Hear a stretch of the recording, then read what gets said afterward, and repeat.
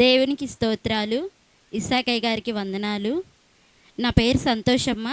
నేను రచ్మల్పాడు గ్రామము, పల్నాడు డిస్టిక్ నుంచి వచ్చాను, వెల్దుర్తి మండలము. నా సాక్ష్యం ఏంటంటే, మాకు చిన్నప్పటి నుంచి ఇల్లు లేదనమాట.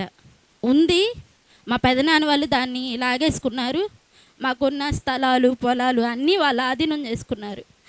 మేము ఎప్పుడైతే ఇస్సాకయ్య గారి ప్రార్థనకు వచ్చామో 2024 అక్టోబరు, అయ్యగారు ప్రతిసారి చెప్తారు, నీకు దమ్ముంటే నమ్ము, దేవుడు నీ పట్ల కార్యం చేస్తాడు అని.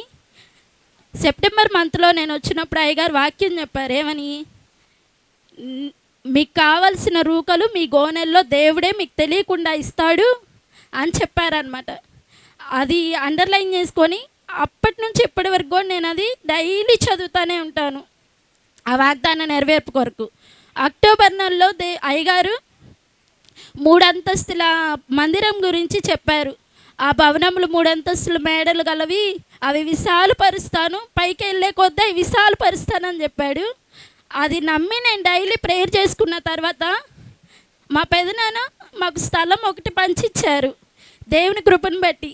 ఆ స్థలంలో మేము అనుకున్నాము, మాకున్న ఆర్థిక పరిస్థితిని బట్టి ఒక గది వేసుకొని రేకులు వేసుకొని వెళ్ళిపోదాం అనుకున్నాము.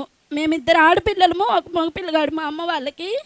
మా వివాహ నిమిత్తం అలా చేసుకొని వెళ్ళిపోదాం అనుకున్నాము. కానీ అద్భుత రీతిగా దేవుడు 3 అంతస్తుల మేడ నాకు ఇచ్చాడు.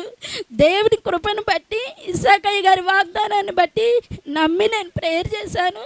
దేవుడు ఆ వాగ్దానాన్ని నా జీవితంలో నెరవేర్చారు. అలాగే నేను గవర్నమెంట్ టీచర్ని, నా గవర్నమెంట్ జాబ్ వచ్చింది. నా ట్రాన్స్ఫర్ విషయంలో అది ఏదైనా ఒక లెటర్ పెట్టుకుంటేనే జరిగే విషయము. కానీ నేనే లెటర్ పెట్టుకోకుండా దేవుడు నా పట్ల గొప్ప కార్యం చేశాడు.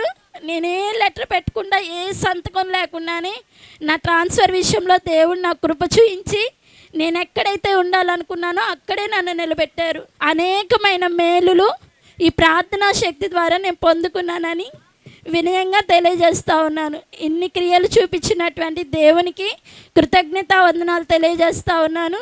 ఇస్సాకయ్య గారికి కూడా నిండు వందనాలు తెలియజేసుకుంటా ఉన్నాను. ధన్యవాదాలు.